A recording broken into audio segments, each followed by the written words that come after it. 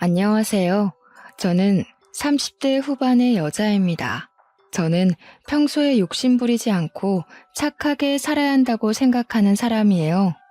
돌아가신 부모님이 그렇게 가르치셨고, 저도 한평생을 그런 생각으로 살아왔습니다. 그리고 그 생각이 옳다고 확신하게 된 사연이 있어서 오늘 들려드리고 싶습니다. 저는 부모님을 일찍 여의고 다른 형제도 없이 자랐습니다. 그 덕에 성인이 될 때까지 친척 집을 전전하며 다녔어요. 하지만 언제까지고 친척 어른들의 도움을 받을 수 없다고 생각했습니다. 저는 경제적으로 자유로워졌으면 하고 바랐고, 다른 사람에게 의지하지 않고 저 혼자 힘으로 살아가고 싶었거든요. 저를 맡아주신 큰아버지 댁의 사정이 좋지 않아지던 것도 한몫했습니다. 큰아버지와 큰어머니는 저를 무척 아껴주셨고, 사촌 언니들도 저를 예뻐해줬지만 제가 군 식구라는 건 달라지지 않잖아요. 그래서 더 죄송했어요. 저를 돌봐주시느라 큰아버지 내외는 고생을 많이 하셨습니다. 그래서 고등학교를 졸업한 직후 독립하고 싶어 바로 취업 전선에 뛰어들었습니다. 아무것도 모르는 20살짜리가 좋은 회사를 만나는 건 참 어려운 일이었어요. 아무것도 모르고 들어간 첫 직장에서는 자기 잘난 줄만 알고 사람 무시하는 사수를 잘못 만나서 고생만 잔뜩 했습니다. 온갖 잡일을 시키다 못해 자기 일까지 떠넘기면서 저더러 일을 제대로 못하는 무능력자라고 바로 앞에서 면박을 주는 사람이었어요. 그 사람을 도저히 버티다 못해 그만둘 수밖에 없었습니다. 그 다음으로 들어간 두 번째 회사에서는 좋은 사수를 만났습니다. 제게도 잘해주고 일도 잘 가르쳐줬죠. 하지만 거기서도 문제는 있었습니다. 회사 자체의 경영 사정이 좋지 않아 어느 순간부터 월급을 제대로 받지 못했거든요. 월급이 다달이 밀리니 저의 생활도 어려워져서 그만둘 수밖에 없었습니다. 그렇게 세 번째 회사에 들어갔어요. 그 회사는 첫 번째 회사나 두 번째 회사와 달랐습니다. 못된 사수도 없었고 급여가 밀리지도 않았어요. 다만 다른 사소한 문제점들이 있었고, 또 완벽한 회사는 아니었지만 그래도 오래 다닐 수 있는 회사였습니다. 실제로 가장 최근까지도 다녔고요. 그리고 그 세 번째 회사에서 지금의 남편을 만났습니다. 당시에 그 사람은 같은 부서에 새로 들어온 신입사원이었습니다. 키가 말쑥하니 컸지만 덩치값 못하고 어리버리한 느낌이라 고생하겠네 정도가 그 사람에 대한 첫인상이었습니다. 새로 들어온 직원 이상도 이하도 아니었어요. 그리고 관심도 가지지 않았습니다. 회사 사람에게 연애 감정을 품을 일은 없다고 생각했고요. 평소 소개팅 같은 것도 꽤 나가봤지만 마음 맞는 사람을 찾지 못해 오히려 남자에 관한 관심도 뚝 끊긴 상태였습니다. 연애를 해보지 않은 건 아니었지만 결혼 생각이 드는 사람은 없었어요. 혼자 사는 게 외롭지 않았다면 거짓말이겠죠. 하지만 저는 그런 생활이 익숙했고 앞으로도 잘해 나갈 자신도 있었어요. 그래도 평생 혼자 살진 않겠지 같은 느슨한 생각을 하고 있었으니 특별히 급할 것도 없었습니다. 게다가 그 사람은 당시 저보다 몇 살이나 어린 신입사원이었으니 더욱 남자로 볼 생각도 못했습니다. 그 사람도 저에게 관심 없었고요. 더구나 그 사람과 저는 직급도 꽤 차이가 났습니다. 그랬으니 일 외에는 연관도 없었죠. 그렇다고 다른 접점을 만들 생각도 없었습니다. 회사 동료일 뿐이었어요. 딱 그 정도의 관계였습니다. 그러던 어느 날 저와 그 사람의 관계가 달라졌습니다. 그 사람이 들어온 후 회식이 있던 날이었어요. 신입사원 환영회를 겸한 회식이어서 그 사람은 자연스럽게 회식의 주인공처럼 돼버렸습니다. 회사에는 남 술 먹이기 좋아하는 사람들이 꽤 많았는데 안타깝게도 그 사람의 사수부터 시작해 주위에 있는 상사들이 죄다 그런 사람들이었습니다. 나쁜 사람들은 아니지만 술 마실 때는 피하고 싶은 사람들 말이에요. 그 사람은 그걸 알 리도 없었을 테고 또 알았다고 하더라도 피할 수 없었을 거예요. 그래서 주는 족족 받아 마시고 말았습니다. 제가 어느 순간 보니 그 사람이 벌써 테이블에 이마를 박은 채더라고요.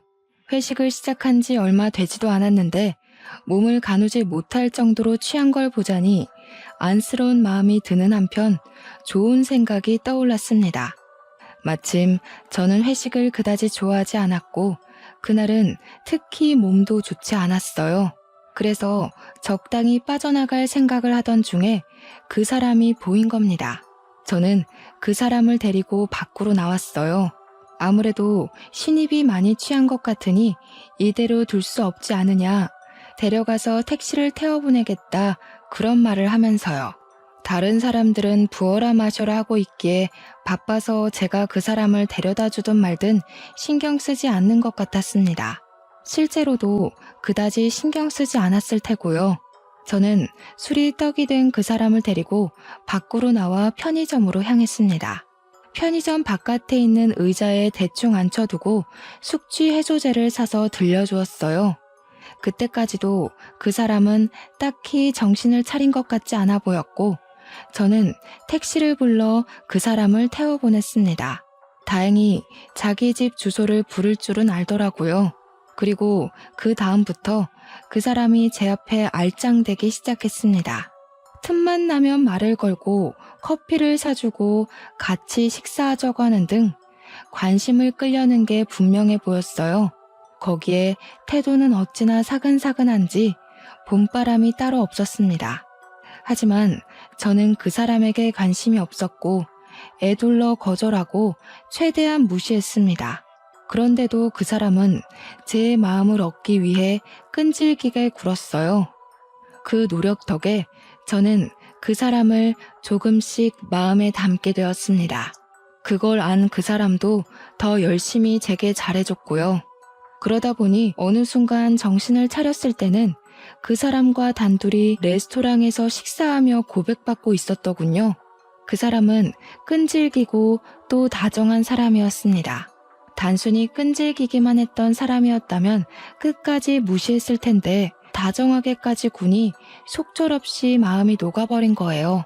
게다가 저보다 몇 살은 연하라 의지가 되지도 않을 거로 생각했는데 알면 알수록 의지가 되는 사람이더군요.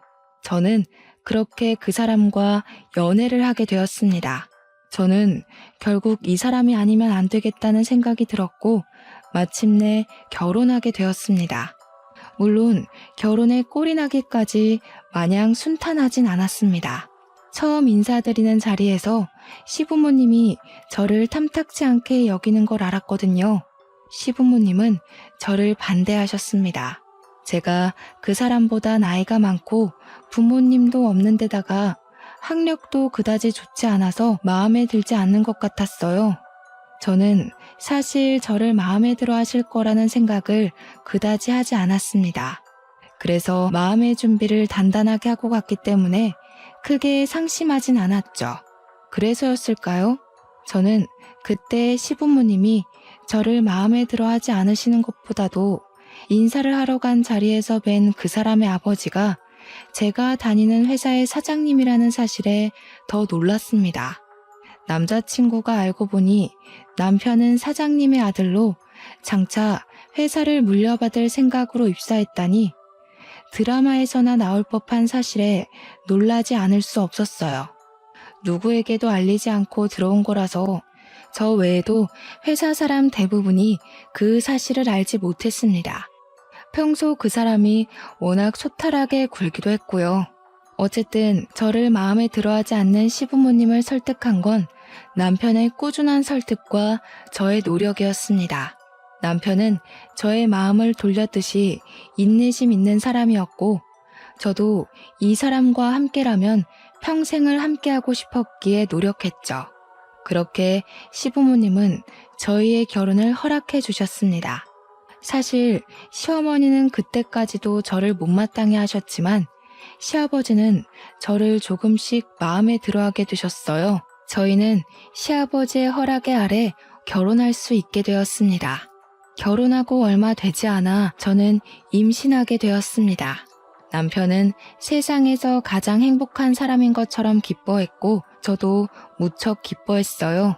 아이를 가질 계획은 있었지만 이렇게 빨리 임신할 줄 몰라 당황하기도 했지만 이왕 가정을 가졌으니 어서 아이를 갖고 싶었기도 했으니까요. 오랫동안 혼자 살아온 제게 아이는 축복 같았습니다. 남편은 아이의 성별도 모르면서 벌써 아기 물건을 잔뜩 산다거나 하나부터 열까지 제 수발을 드는 등 기쁘다 못해 떨려했습니다. 저도 그런 모습이 보기 좋았고요. 행복했습니다. 하지만 그런 행복도 그리 오래 가진 못했습니다. 제가 임신했다는 것을 안 뒤 저는 남편과 함께 시댁으로 가 저의 임신 사실을 알렸습니다. 시아버지는 당시에 자리를 비워 안 계셨고 시댁에는 시어머니뿐이었지만 저는 임신 소식을 들은 시어머니가 당연히 기뻐해 주실 거로 여겼어요. 그도 그럴 것이 첫 손주였고 시아버지는 은근히 얼른 손주를 보고 싶어 하셨거든요. 그런데 시어머니는 아니었습니다. 시어머니는 제게 고생했다는 말 대신 대뜸 물었습니다. 예, 그럼 너 이제 회사 그만둘 거니? 아니요, 회사는 계속 다닐 생각이에요. 아이를 낳은 후에는 육아휴직을 쓰려고요. 시어머니 얼굴이 뭔가 마음에 들지 않는 것 같았습니다. 예상했던 상황이 아니었어요. 시어머니는 못마땅한지 대놓고 얼굴을 찡그리고 있었죠. 분위기가 이상하게 돌아갔습니다. 저와 남편이 아무 말도 하지 못하고 긴장하고 있자 시어머니는 말했습니다. 예, 들어봐라. 네가 일을 그만두지 않으면 낳은 애는 결국 내가 보게 될 텐데 나는 애 봐주기 싫다. 가뜩이나 나이 많은 며느리가 낳은 애잖니? 어머님, 무슨 말을 그렇게 하세요? 제 나이가 무슨 상관이에요? 무슨 상관이냐니? 몰라서 그래? 가뜩이나 나이 많은 며느리 노사 나면 어차피 애도 변변치 못할 게 분명한데 대체 내가 왜 골병 들어가며 애를 봐줘야 하니? 어차피 제대로 된 애도 아닐 텐데 굳이 낳을 필요 없다. 그냥 지워버려. 아직 네 아버지는 모르시니 굳이 알릴 필요도 없다. 저는 시어머니의 그 충격적인 말에 순간 아무 말도 하지 못했습니다. 노산이라고 애를 지우라고 하다니요. 축하해주진 못할 망정 그런 얘기를 하는 것에 남편 역시 황당함에 바로 입 열지 못하다가 뒤늦게 그게 대체 무슨 말이냐고 시어머니에게 대들었죠. 시어머니는 남편의 반응에 오히려 역정을 냈습니다. 시끄러워. 기깟 너희를 위해 한 말인데 뭐가 그렇게 마음에 안 들어? 더 얘기하기 싫으니 나가. 길로 저와 남편은 시댁 밖으로 쫓겨났습니다. 저는 이 상황이 너무 이해가 가지 않았습니다. 게다가 서운하고 서럽다는 걸 토로할 친정엄마도 계시지 않아 더 그랬습니다. 남편은 어머니가 마음에도 없는 소리를 하신 것일 거라며 너무 마음에 담아두지 말라고 저를 달랬습니다. 하지만 정말 마음에 없는 소리를 하신 걸까요? 저는 알 수 없었습니다. 그래도 진심으로 말씀하신 거라고는 생각하고 싶지 않았어요. 차라리 저를 이전부터 마음에 들어 하지 않으셨으니 그냥 기분 나쁜 일이 있어서 공연히 제게 쏘아붙이신 거로 생각하고 싶었어요. 그로부터 며칠이 지났습니다. 저는 마음을 좀 가다듬었고 진정한 상태였어요. 언제까지고 마음에 품고 있어봤자 시어머니가 미워질 테고 아이의 태교에도 좋지 않을 거라는 생각이 들어 좋게 생각하려고 노력했습니다. 물론 아무리 빈말이라도 아이를 지우라는 충격적인 말은 쉽게 받아들이진 못했지만 시어머니도 많이 놀라서 그런 말씀을 하신 걸 거라고 애써 자신을 다독였어요. 게다가 뒤늦게 저의 임신 사실을 안 시아버지께서는 몹시 기뻐하셨기 때문에 마음이 달래졌어요. 시어머니가 저에게 하셨던 폭언은 말씀드리지 못했지만 시아버지가 기뻐하시니 괜찮다는 생각이 들었습니다. 하지만 저는 그걸 그냥 넘어가선 안 됐습니다. 저는 기분 전환을 할 겸 마침 친구들이 불러서 밖으로 나갔습니다. 결혼 이후 한동안 보지 못했던 친구들이라 한껏 즐거운 마음이 들었죠. 오랜만에 만난 친구들은 제 임신 사실을 듣더니 깜짝 놀라면서 축하해줬습니다. 그해 내내 서운했던 제 마음이 조금 더 나아졌습니다. 저는 친구들과 그간 지낸 이야기들을 하며 한창 수다를 떨었습니다. 결혼한 이후로 거의 만나지 못한 친구들이라 정말 즐거운 시간이었어요. 저와 친구들은 어지간히 근황을 얘기한 후에는 밥을 먹기 위해 레스토랑으로 향했습니다. 분위기가 좋고 맛있는 음식을 하는 곳이었어요. 몇 번 와본 적도 있었고 결혼 전에 남편이 고백했던 장소이기도 했어요. 그때의 추억을 새록새록 떠올리며 친구들과 앉아 얘기하는데 친구 중 한 명이 뭔가를 발견했습니다. 혜선아, 저기 저 사람 어디서 많이 본 것 같은데 네 남편 아니야? 제 남편이란 말에 저는 몸을 돌려 친구가 가리킨 곳을 봤습니다. 조금 떨어진 자리였지만 그래도 얼굴을 알아보는 데는 어렵지 않은 거리였어요. 그곳엔 시어머니를 만나러 간다던 남편이 있었고 어떤 여자가 맞은편에 앉아 있었습니다. 업무상 미팅이라고 하기엔 장소가 이상했어요. 분위기가 좋은 레스토랑이긴 했지만 이곳은 데이트나 모임 같은 걸 하기에 좋은 곳이지 공적인 일을 하기엔 어울리지 않았거든요. 게다가 여자의 옷차림은 더 이상했습니다. 꼭 선을 보러 나온 사람 같이 한껏 꾸미고 있었거든요. 친구들은 뭔가 심상찮은 일이라는 걸 깨닫고 제 눈치를 보며 조용히 입을 다물었습니다. 저는 그 상황이 바로 파악이 되지 않았죠. 그리고 제가 어떤 반응을 보이기 전에 저편에서 보이는 남편이 벌떡 일어났습니다. 남편은 지금 이게 무슨 짓이냐고 불같이 화를 내면서 그대로 자리를 박차고 나갔습니다. 저는 친구들에게 양해를 구하고 바로 자리에서 일어나 그 길로 남편을 쫓아나갔습니다. 남편은 뒤따라 나온 저를 보더니 당황한 얼굴이었고 동시에 화가 난 표정이었습니다. 그렇지만 남편은 제게 화를 내지 않았어요. 제게 화가 난 게 아니었으니까요. 당신 오늘 친구들 만난다더니 여기서 만났어? 응, 여기서 만나기로 했었어. 여기 분위기도 좋고 괜찮잖아. 근데 당신이 보여서 따라 나온 거야. 조금 이따 들어가 봐야 해. 그런데 아까는 누구였어? 일 때문에 만난 사람이야? 남편은 잠시 아무 말이 없다가 곧 한숨을 푹 내쉬었습니다. 당신이 오해하지 말고 들었으면 좋겠어. 당신한테 말했다시피 난 어머니가 부르셔서 나왔어. 갑자기 소개해줄 사람이 있다길래 나왔는데 저 여자 혼자 있더라고. 나는 저 여자가 누군지도 몰랐어. 근데 얘기를 들어보니 어머니가 멋대로 내 선자리를 마련하셨대. 그렇지만 오해하지 마. 절대로 당신이 걱정할 상황 만들지 않을 테니까. 충격적이었습니다. 이미 결혼한 사람에게 선자리라뇨. 황당한 한편 화가 치밀었습니다. 제게 아이를 지으러 간 시어머니가 이번엔 남편에게 선자리를 마련해 준 겁니다. 도무지 이해도 안 가고 이해하고 싶지도 않았습니다. 시어머니의 이런 행동은 저를 존중하지 않는 거였고 저를 며느리라고 생각이나 하는지 의심스러웠습니다. 시어머니가 결혼 후에도 저를 탐탁지 않아 한다는 건 알고 있었어요. 하지만 고부 갈등은 흔한 거라고 들었습니다.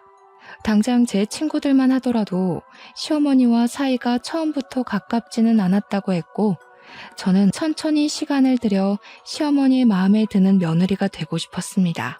전혀 서로를 모르던 사람들이 친해지려면 시간이 걸리잖아요. 저는 그런 거라고 생각했어요. 하지만 시어머니는 그럴 생각이 없었던 모양입니다. 저는 기가 막혀서 그 길로 시어머니에게 따지러 갔습니다. 남편이 따라오려고 했지만 괜찮다고 만류하고 저 혼자 갔어요. 남편이 없는 자리에서 시어머니의 솔직한 얘기를 듣고 싶었거든요. 사실 오랜만에 만난 친구들과 조금 더 같이 있고 싶었지만 그보다도 이 상황을 해결해야 한다는 생각이 먼저 들었습니다. 친구들은 고맙게도 저를 걱정해주며 잘 해결하라고 응원해줬죠. 시어머니는 집에 계셨습니다. 막 외출을 하려던 참이었는지 한껏 꾸미고 나서는 얼굴이 좋아 보였어요. 그렇지만 저를 보는 순간 못 볼 걸 봤다는 것처럼 그 얼굴이 구겨지더군요. 저는 집에 들어가지 않고 시어머니와 함께 마당에 선 채로 말했습니다. 어머님, 그 일을 선자리를 내보내셨다고 들었어요. 왜 이런 말도 안 되는 짓을 하신 거예요? 말도 안 되는 짓? 말도 안 되는 짓이 어딨어? 네 남편이 그새 너한테 쪼르르 일러 바쳤니? 제가 우연히 본 거니까 오해하지 마세요. 대체 무슨 생각으로 아들을 선자리에 내보내신 거예요? 그 사람은 저와 결혼했고 엄연히 가정이 있는 사람이에요. 그게 뭐 어떻다고? 그 애는 너보다 어리고 학벌도 집안도 좋은 여자야. 너 같은 것보다 훨씬 낫지. 주제를 알고 이쯤에서 그만 애 지우고 네 행복 찾아 떠나렴. 어머님, 저는 이미 아이를 가졌고 지금 멀쩡하게 잘 살고 있어요. 어머님이 저를 마음에 들어하지 않으시는 건 알고 있었어요. 그런데 지금 어머니가 하신 일은 그냥 행복한 가정을 파탄내려고 하시는 거잖아요. 이게 정상적인 상황이라고 생각하세요? 어머, 얘 말하는 것 좀 봐. 너 그간 내내 하면서 얌전히 굴었던 건 다 내숭이었나 보다? 어머니, 지금 그게 중요한 게 아니잖아요. 어머니가 이러시는 거 저와 남편에 대한 모욕이고 월권이세요. 예의가 아니라고요. 월권? 내 아들한테 참견하는 게 월권이니? 그러는 너야말로 이렇게 구는 게 예의 있는 행동이라고 생각하니? 시어머니는 뻔뻔했습니다. 대체 무슨 생각으로 이런 짓을 한 건지 이해가 가지 않았어요. 시어머니의 뻔뻔함에 저는 화가 나서 오히려 머릿속이 차갑게 식었습니다. 저는 최대한 이성적으로 말했어요. 시어머니에게 달려들어 화를 내는 건 오히려 바보 같은 짓이고 책 잡힐 일이라는 걸 알았기 때문입니다. 아버님도 이 일을 알고 계세요? 왜? 모른다고 하면 넌 시아버지한테 고스란히 일러바칠 생각이니? 아버님도 이 사실을 알고 계셔야 한다고 생각하는데요. 어머님 말씀대로라면 아버님께서도 저희 일에 참견하는 게 맞다고 생각해요. 네 시아버지 안 그래도 혈압이 있으신데 놀라서 쓰러지게 할 거야? 책 잡히지 않으려고 노력했지만 시어머니는 보통 사람의 반응이 아니었습니다. 그래도 이 사실이 시아버지가 놀랄 만한 사실이라는 것 정도는 아는 모양이었죠. 그런데도 뻔뻔하게 나오더군요.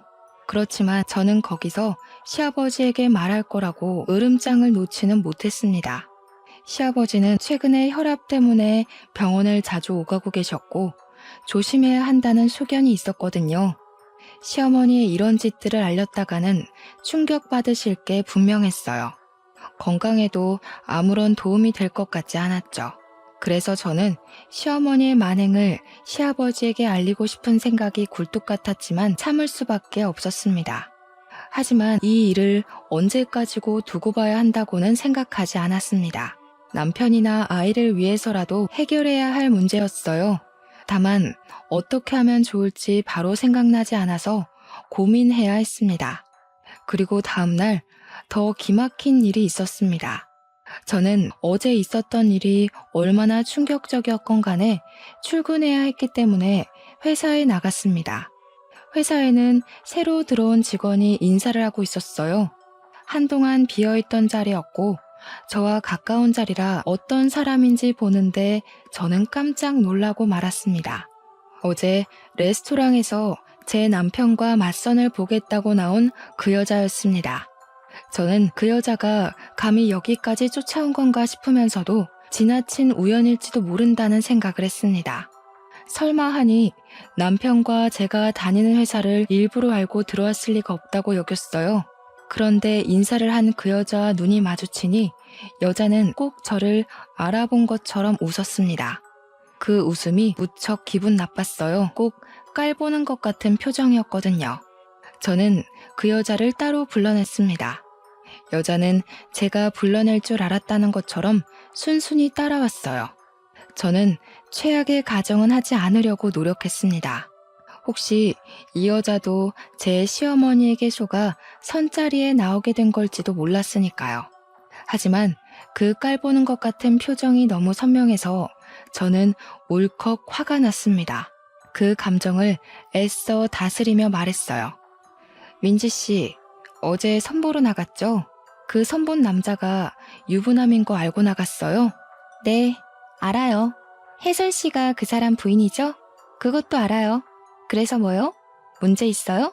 여자는 대체 뭐가 문제냐는 듯한 얼굴이었습니다. 뻔뻔하기까지 한 말투였죠. 여자의 태도에 저는 화가 났지만 그 여자는 더 기막힌 말을 했습니다.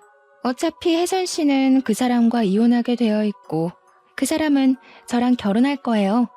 가진 거 쥐뿔없고 나이만 많은 혜선 씨 같은 여자보다는 저처럼 어리고 예쁘고 학력까지 괜찮은 여자가 더 어울리지 않겠어요? 그러니까 괜히 힘 빼지 말고 알아서 정리해요. 여자는 정리하라고 말했지만 그 말투는 흡사 저더러 꺼지라는 말투였습니다. 그러면서 또 깔보는 눈을 하고 저를 보고 있었죠. 게다가 어차피 이혼할 거라니요. 말도 안 되는 소리였습니다. 그 사람은 제 말이라면 껌뻑 죽었고 저를 정말 사랑해주는 사람이었어요. 그런 사람과 이혼이라니. 그럴 일은 없었습니다. 하지만 그럴 일이 없었다고 하더라도 화가 나는 건 어쩔 수 없었습니다. 저는 최대한의 인내심을 발휘하며 그 여자의 모욕적인 말을 참았습니다. 머리채를 쥐어뜯어주고 싶었지만 여기는 회사였고 저는 아이를 가진 사람이라 몸을 조심해야 했으니까요. 민지 씨, 뭐 때문에 이러는지 모르겠는데 충고 하나 할게요. 이런 식으로 남의 남편을 빼앗아서 행복할 수 없을 거예요. 제 남편도 민지 씨 마음대로 되지 않을 거고요. 민지 씨야말로 잘 생각해보세요. 제 말에 그 여자는 코웃음 치면서 그 자리에서 떠났습니다. 오히려 별꼴이라며 저를 위아래로 훑어보고 지나가는 게 저 같은 건 자기 상대가 되지 않는다고 말하는 것 같았습니다. 저는 아무렇지 않은 척 그 여자에게 충고했지만 화를 삭히느라 애써야 했어요. 한참이나 그 자리에 서서 마음을 가다듬었습니다. 그리고 사무실에 돌아갔을 때 그 여자가 제 남편에게 치근덕대는 걸 봤습니다. 남편은 당연히 여자를 알아봤지만 처음 보는 사람인 양 굴었어요. 오히려 냉랭하게 대하면서 그 여자를 상대해주지도 않았습니다. 그런데도 그 여자는 자꾸만 남편에게 치근덕댔어요. 한 번은 이런 적이 있었습니다. 회사 사무실은 그리 작진 않았지만 아주 크지도 않아서 남편과 제 자리는 조금 떨어져 있어도 무슨 얘기를 하는지 잘 들리는 거리였습니다. 그래서 이따금 업무를 도와주거나 도움받거나 하는 일도 많았고요. 그게 아니더라도 짧게 대화하기에 나쁘지 않은 정도였습니다. 그리고 그 여자, 맞선 년은 저와 가까운 자리였습니다. 남편과는 꽤 먼 자리라 그 여자는 처음 자리를 배정받았을 때 혼잣말로 불평하는 걸 들은 적 있어요. 저는 그게 꽤 마음에 들었습니다. 맞선녀가 조금이라도 남편과 멀어지길 바라기도 했고요. 그러던 중 그 여자의 사수가 잠시 출장으로 자리를 비웠을 때였습니다.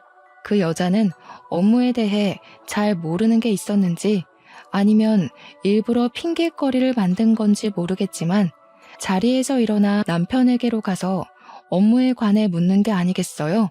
저는 기가 막혔죠.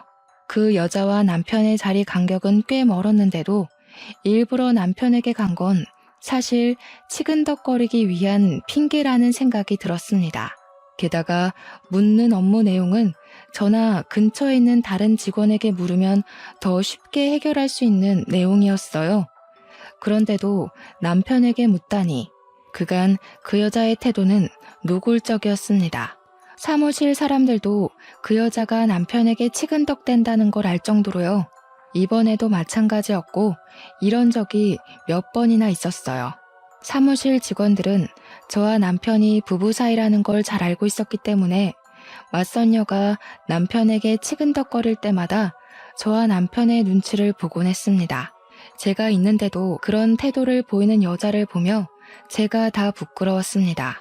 다른 직원들도 저희의 눈치를 보고 있는 게 훤하게 느껴졌어요.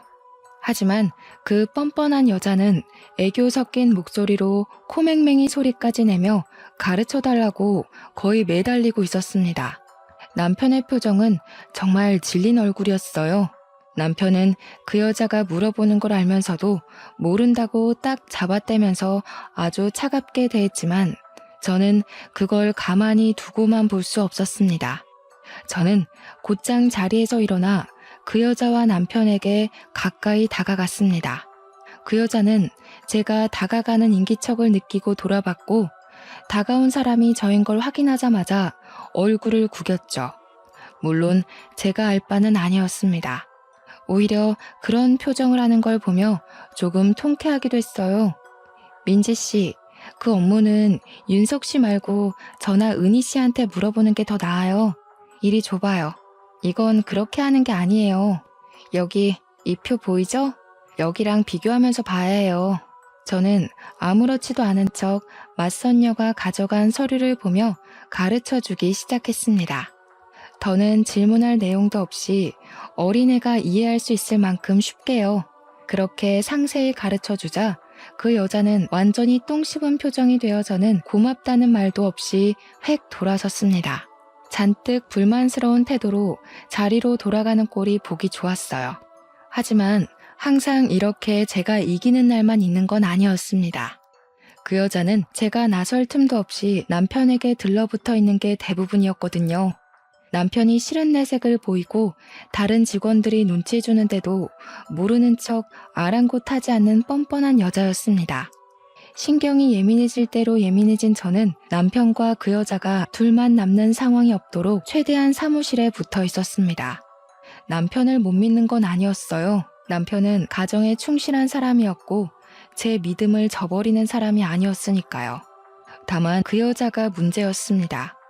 아무리 남편을 믿는다고 해도 그 여자가 남편에게 붙어있는 꼴은 정말 두고 볼 수 없었어요. 그 여자는 남편의 냉대에도 굴하지 않았습니다. 그걸 보며 저는 극심한 스트레스를 받았고 점점 지쳐갔어요. 그 여자가 정말 미웠습니다. 하지만 어쩔 도리가 없었어요.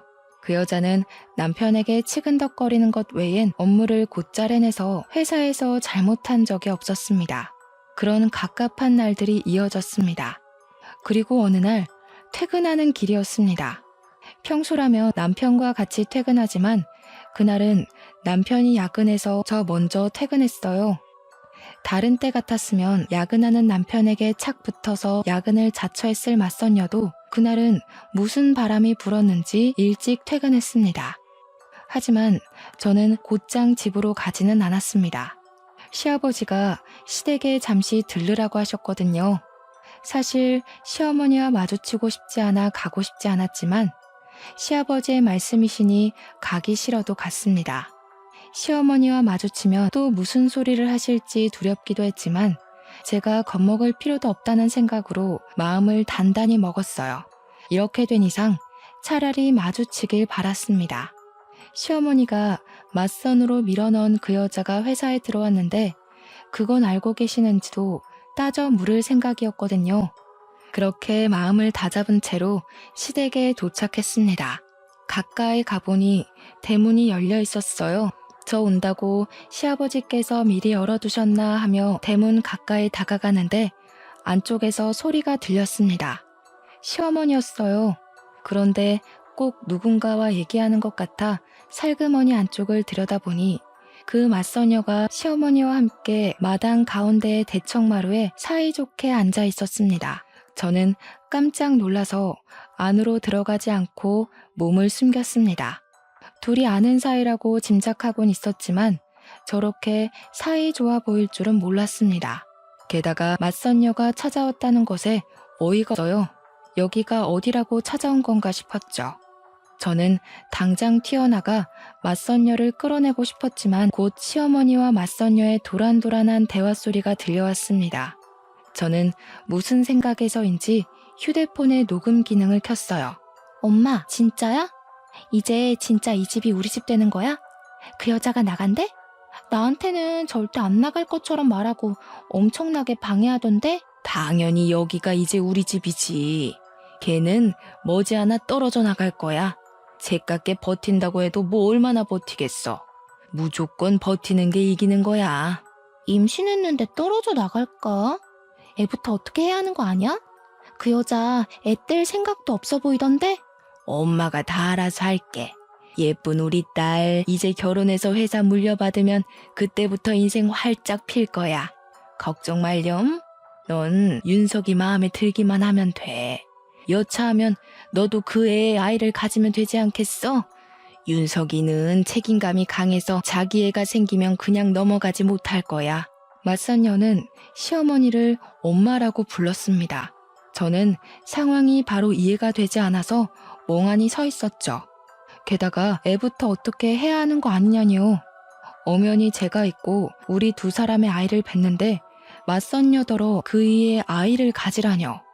저는 그 끔찍한 말을 뱃속의 아이가 들었을까 무서웠습니다. 그 말에 시어머니가 알아서 다 한다는 말도 무서웠어요. 뭘 어떻게 할 셈이었던 걸까요? 알고 싶지도 않았습니다.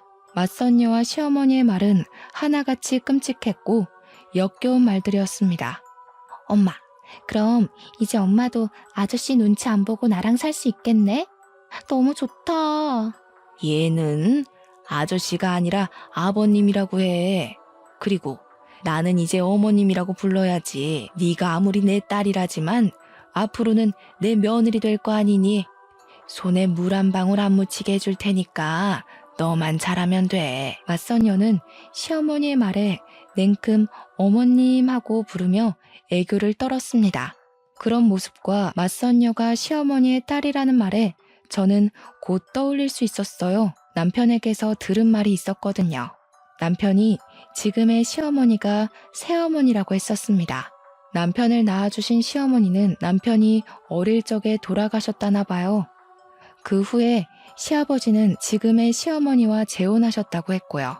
남편 말로는 시어머니에게는 다른 자식이 없었다고 했었어요. 그런데 갑자기 딸이라뇨? 혼란스러웠습니다. 게다가 아무리 친자식 아니라지만 아들과 자기 딸을 결혼시키려는 어머니라니 말도 안 되는 소리였어요. 그때 제 뒤에서 시아버지가 나타나셨습니다. 낚시하고 오셨는지 낚싯대를 가지고 오시던 시아버지는 제게 왜 문 앞에 서서 들어가지 않고 있느냐고 물으셨어요. 그리고 그 목소리를 안에서도 들은 모양이었습니다. 도란도란하던 시어머니와 맞선녀의 대화가 뚝 끊겼거든요. 저는 시침이 뚝 떼고서 방금 막 왔다고 말했습니다. 시아버지는 제게 오느라 고생했다며 다정하게 말씀하셨죠. 저는 시아버지와 함께 대문 안쪽 마당으로 들어섰습니다. 시어머니와 맞선녀는 아무렇지도 않게 시아버지를 반겼습니다. 같이 들어온 저는 안중에도 없고 본 척도 하지 않더군요. 인사를 바라지도 않았지만 어처구니가 없었습니다. 시아버지는 맞선녀를 보고 누구냐고 물었어요. 그간 어찌나 잘 숨겨온 모양인지 시아버지는 그 여자가 누구인지 모르시는 것 같았습니다. 작지 않은 회사라 새로 들어온 직원을 알아보지 못하는 것도 이해가 가기도 했고요. 친구 딸이에요. 예전부터 저를 어찌나 잘 따르는지 자기 엄마처럼 대한다니까요. 오늘은 갑자기 저를 보고 싶다고 이렇게 찾아왔네요. 예, 민지야, 인사드리렴. 그 여자는 시어머니의 말이 쑥스럽다는 것처럼 수줍게 웃으며 시아버지께 인사드렸습니다. 그 모습은 저를 그렇게 업신여기고 깔보던 여자라고는 생각할 수 없을 정도로 얌전한 규수처럼 보였어요. 기가 막혔죠. 그 여자가 그간 저에게 해온 것들이 있는데요. 저는 더는 참아줄 생각이 들지 않았습니다. 그래서 시아버지께 말해버렸죠. 어머님, 그게 무슨 소리세요? 친구 딸이 아니라 어머님 딸이잖아요. 어떻게 어머님 딸을 남처럼 소개하세요? 민지 씨 서운하게. 제 말에 시어머니와 맞선녀의 표정이 구겨졌습니다. 시아버지는 제 말을 듣고서는 이게 다 무슨 소리냐고 물으셨죠. 시어머니와 여자도 무슨 헛소리냐고 했지만 저는 조용히 방금 녹음한 파일을 켰습니다. 소리가 흘러나오자 잠시 침묵이 감돌았지만 시어머니는 자신의 목소리가 나오는 순간 그게 뭔지 벼락처럼 깨닫고는 제게 달려들어 휴대폰을 빼앗으려 들었습니다. 저는 악귀처럼 달려드는 시어머니를 피해 시아버지 뒤로 숨었고 시아버지는 시어머니에게 가만히 있으라며 호통쳤습니다. 시어머니 창백하게 질린 채 몸을 움직이지 못하고 저를 노려보고 있었죠. 맞선녀 역시 마찬가지로 딱딱하게 굳은 채였습니다. 휴대폰에서는 계속해서 두 사람의 목소리가 흘러나왔습니다.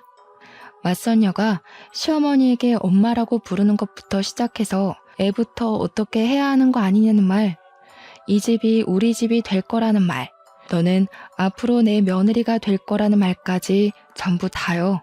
녹음을 들은 시아버지는 잠시 아무 말도 없으셨습니다. 너무 기가 막혀서 말문이 막히신 것 같기도 했고 이게 무슨 상황인지 바로 이해가 되지 않으시는 것 같기도 했어요. 그래서 제가 설명했습니다. 그간 아버님께서 놀라실까봐 말씀드리지 못했는데 이렇게 된 이상 이제는 아버님도 아셔야 할 것 같아서 말씀드려요. 어머님께서 제가 마음에 안 드셨나 봐요. 저더러 아이를 지우라고 하시기도 하시고 그이와 저 여자분을 맞선도 보게 하셨거든요. 아마도 어머님께서는 저 말고 어머님 따님분을 며느리로 앉히고 싶으신 것 같아요. 제 말을 들은 시아버지의 낯빛이 바뀌자 시어머니는 시아버지 앞에서 무릎을 꿇고 싹싹 빌기 시작했습니다. 자기가 어떻게 된 모양이라고 잘못했다고요. 용서해달라고 하며 맞선녀에게 얼른 빌라고 외쳤습니다. 맞선녀도 덩달아 그 앞에 무릎 꿇고 빌었습니다. 하지만 시아버지는 불같이 화를 내셨죠. 평소 온화한 성품이신 시아버지는 한번 화가 나면 아주 무서운 분이십니다. 시어머니와 맞선녀는 시아버지의 역정을 고스란히 받아내야 했고 시어머니는 결국 시댁에서 맨몸으로 쫓겨났습니다. 이후 시부모님은 이혼 소송에 들어가게 됐습니다. 시어머니는 발악하며 시아버지께 용서를 구했지만 소용없었어요. 시아버지는 단호하셨습니다. 뻔뻔한 맞선녀는 회사에서 잘렸고요. 뒤늦게 모든 사실을 안 남편도 미처 자기가 몰랐던 시어머니와 맞선녀의 끔찍한 짓들에 크게 화를 냈죠. 저더러 어떻게 그간 참았느냐고 염려하기도 했습니다. 그렇지만 저는 괜찮았습니다. 맞선녀는 치워졌고 더는 시어머니가 나설 자리는 없었거든요. 시아버지는 제게 참 고생이 많았다며 위로해 주셨고요. 마음 고생할 게 없어진 저는 그 후로 무사히 순산한 뒤 남편과 아들과 함께 잘 살고 있습니다. 예로부터 송충이는 솔잎을 먹고 살아야지 갈잎을 먹으면 안 된다고들 합니다. 꿈을 꾸는 건 좋지만 시어머니와 맞선녀의 행동은 도가 지나쳤고 남의 행복을 짓밟으며 빼앗으려 했습니다. 그건 정말 잘못된 행동이었어요. 그래서 시어머니와 맞선녀는 벌을 받게 된 거죠. 욕심내지 않고 착하게 살았다면 아무 일도 없었을 텐데요. 앞으로도 저는 욕심내지 않고 착하게 살아야겠다 마음먹게 된 교훈을 얻었네요. 아무튼 저의 긴 사연 들어주신